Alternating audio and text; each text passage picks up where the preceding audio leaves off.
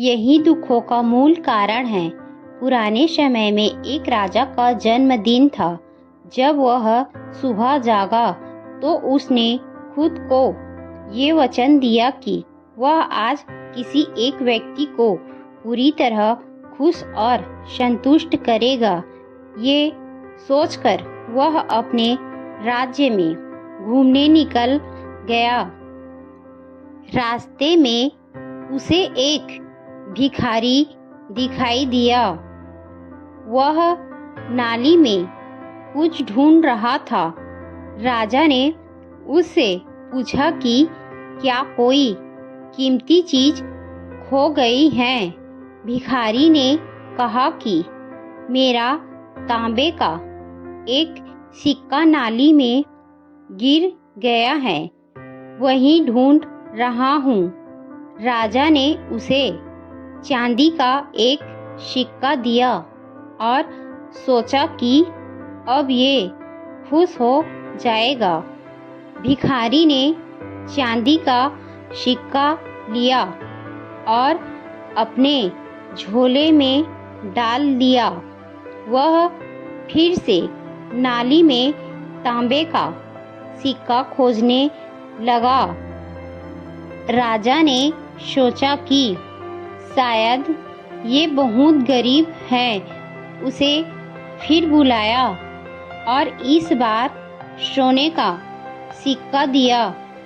भिखारी ने सोने का सिक्का देखकर राजा को बहुत धन्यवाद दिया।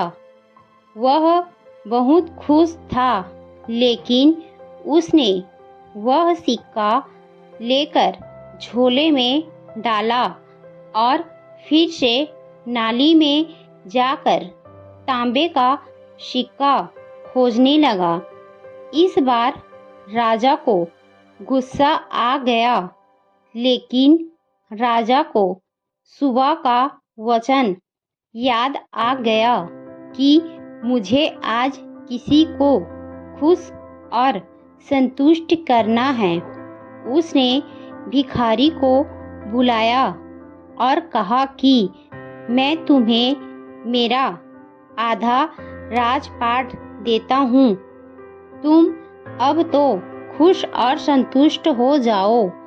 भिखारी बोला कि राजन, मैं तो तभी खुश और संतुष्ट हो सकूंगा जब मुझे मेरा तांबे का सिक्का वापस मिल जाएगा। राजा समझ गया कि इसका मन उसी तांबे के सिक्के में फंसा हुआ है।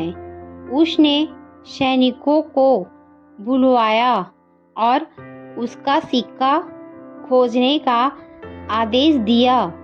सैनिकों ने कुछ ही देर में वह सिक्का खोजकर भिखारी को दे दिया। सिक्का पाकर भिखारी खुश और संतुष्ट हो गया। सीख। इस कथा की सीख यही है कि अधिकतर लोग उन चीज़ों को पाने में लगे रहते हैं जो उनके पास नहीं है। जो चीज़ें पास हैं उनकी ओर ध्यान नहीं देते हैं।